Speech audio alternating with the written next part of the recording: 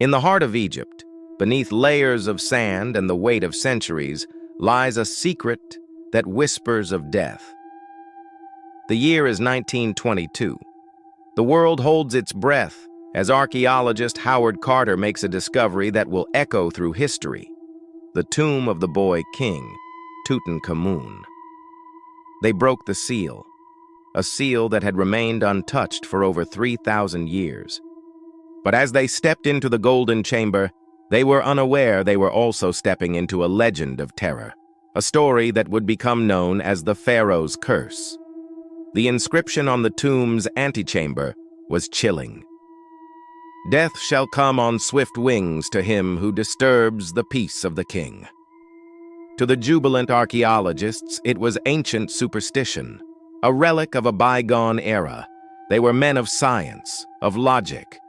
But soon, logic would give way to fear, and celebration would turn to tragedy. The first to fall was the man who funded the entire expedition, Lord Carnarvon. Just a few months after the tomb was opened, he was bitten by a mosquito in his hotel room in Cairo. The bite became infected, leading to blood poisoning.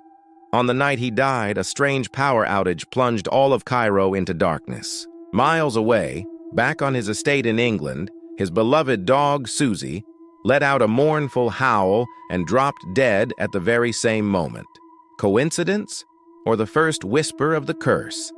The media frenzy began. Newspapers around the world screamed headlines of the pharaoh's revenge. But the string of mysterious deaths had only just begun. George J. Gould, a wealthy American financier, visited the tomb soon after. He fell ill almost immediately, developing a high fever. Within a few months, he was dead from what was diagnosed as pneumonia. His doctors were baffled by the sudden and aggressive nature of his illness. Then there was Prince Ali Camel Fahmy Bey of Egypt, who was shot dead by his wife in a London hotel shortly after his own visit to the tomb. The official story was a domestic dispute, but many wondered if the curse had driven her to madness. Radiologist Sir Archibald Douglas Reed, who used an X-ray to examine Tutankhamun's mummy, complained of exhaustion and died from a mysterious illness not long after. One by one, those who had trespassed into the golden afterlife of the boy king seemed to be meeting untimely ends. Howard Carter's personal secretary, Richard Bethel, was found dead in his bed, a suspected smothering. His father, Lord Westbury, distraught with grief, threw himself from his 7th-floor apartment. The hearse carrying his body then ran over and killed a young boy on its way to the cemetery. The chain of tragedy was relentless, a domino effect of death and despair that seemed to radiate from the desecrated tomb. Even those who merely handled artifacts from the tomb were not safe. Sir Bruce Ingham was gifted a paperweight by Howard Carter. It was a mummified hand wearing a bracelet inscribed with the phrase, "Cursed be he who moves my body." Not long after receiving the gift, Ingham's house burned to the ground. When he tried to rebuild it, the new structure was hit by a flood. The curse seemed to have a long and vengeful memory. But what could explain this? Scientists and skeptics scrambled for answers. One popular theory points to ancient pathogens. The tomb, sealed for over 3,000 years, could have been a perfect breeding ground for dormant and potentially deadly molds, fungi, or bacteria. When the seal was broken, these microscopic organisms could have been released into the air, inhaled by the explorers. The symptoms, fever, respiratory failure, and rapid decline, are consistent with exposure to certain types of toxic mold. Ancient Egyptians were masters of preservation, not just of bodies, but perhaps of disease as well. They might have intentionally placed pathogenic materials within the tomb as a form of biological booby trap, a guardian more potent than any physical lock. Another theory suggests radiation. Some believe ancient Egyptians had knowledge of naturally radioactive materials, like uranium, which is abundant in the rocks of the region. They might have lined the tomb with these materials, creating a low-level but constant source of radiation. Over time, exposure would lead to cancer, organ failure, and a slow, agonizing death. It's a terrifying thought, a silent, invisible killer, waiting patiently for millennia to claim its victims. And then, there is the power of suggestion. The curse was widely publicized. The men and women involved were under immense psychological pressure. Could the constant fear and expectation of death have manifested into real, physical illness?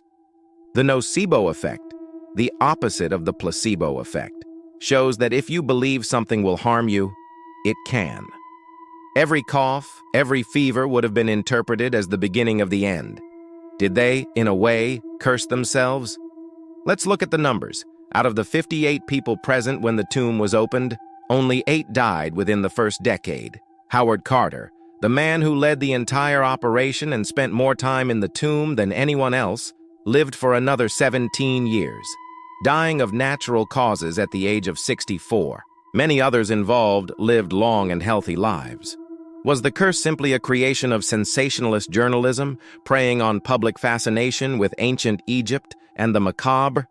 A series of tragic but ultimately unrelated coincidences woven together to create a compelling, terrifying narrative? Perhaps. But the stories persist. The eerie details, the uncanny connections, the sheer number of strange and sudden deaths surrounding Tutankhamun's tomb are hard to dismiss entirely.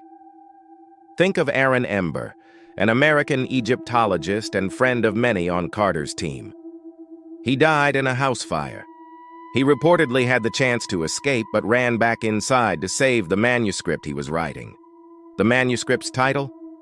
The Egyptian Book of the Dead. Whether it was dormant pathogens, ancient radiation, psychological suggestion, or a genuine supernatural force, something happened in that valley. The tomb of Tutankhamun wasn't just a treasure trove of gold and jewels. It became a crypt of legends, a source of a story that taps into our deepest fears of the unknown, of death, and of disturbing the final rest of the dead. The Pharaoh's curse serves as a chilling reminder. Some doors are not meant to be opened. Some secrets are best left buried beneath the sands of time. For when we awaken the past, we might just awaken its nightmares too. The curse of King Tut might be a legend, but for those who died, the terror was all too real. And it leaves us with one haunting question. What other curses lie waiting in the dark, silent tombs of the world, ready for their peace to be disturbed? Thanks for watching. If you're fascinated by the dark and mysterious corners of history, don't forget to like this video and subscribe to our channel for more tales from the crypt. See you next time.